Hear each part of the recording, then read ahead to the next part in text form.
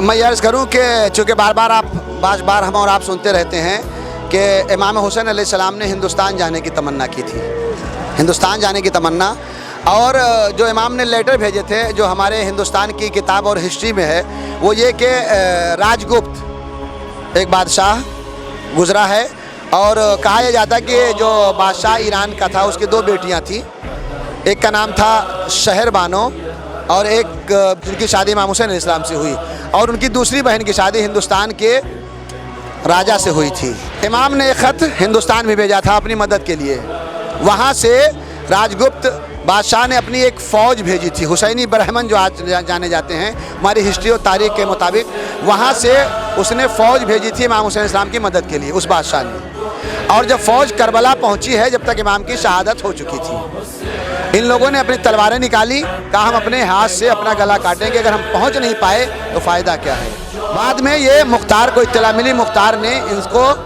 رہنمائی کی کہ آپ میرے فوج میں آ کے مل جائیں اور ہم قاتلان حسین سے بدلہ لیں گے، لہٰذا یہ لوگ مختار کے ساتھ ہوئے اور بہت سارے لوگ یہاں ٹھہر گئے۔ کربلا میں ایک علاقہ ہے ہندیا کے نام سے، اس علاقے میں یہ فوج جہاں پڑاؤ پڑا تھا، فوج نے پڑاؤ ڈالا تھا، وہاں پہ یہ فوج رکی تھی، اور وہاں سے یہ لوگ کچھ لوگ وہاں سے واپس چلے گئے اور حسینی برہمن کے نام سے آج بھی جانے۔ یہ ہندوستان کی زمین کی محبت امام سے، یعنی کہ امام کو بھی خواہش ہوئی کہ مجھے چھوڑ دو میں ہندوستان چلا جاؤں، اور آج بھی میں دیکھ رہا ہوں کہ ہمارے ہندوستان ہی میں، ہمارا ہندوستان ہی ایسا واحد ملک ہے کہ جہاں ہمیں آزاداری کرنے کی آزادی ہے، ورنہ بہت سارے اسلامی ممالک ہیں جہاں ہمیں سکون سے آزاداری کرنے کا، اس حسین پہ رونے کا حق نہیں دیا جاتا، نہ رونے دیا جاتا ہے، نہ ماتم کرنے دیا جاتا ہے، نہ جلوس نکالے دیا جاتا ہے۔ حتیٰ کہ میں اور کسی ملک کی بات نہ کروں،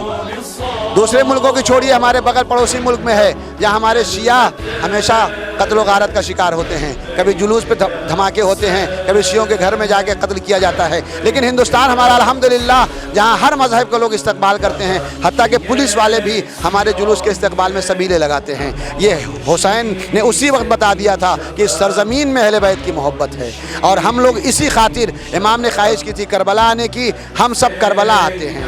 امام نے کربلا سے ہندوستان جانے کی خواہش کی تھی، اور ہمارے یہ سارے خدام کربلا آتے ہیں حسین کے زائرین کی خدمت کرنے کے۔ مولا آپ کو نہیں آنے دیا گیا، لیکن ہم آج آزاد ہیں، ہم آپ کے زائرین کی خدمت کر کے وہ شرف حاصل کرنا چاہتے ہیں۔ یہ ہے ہمارا مقصد کہ ہم ترنگے پرچم کے نیچے آ کے یہاں بتاتے ہیں کہ دیکھو ہم ہندوستان سے آئے ہیں۔ لبیک یا حسین،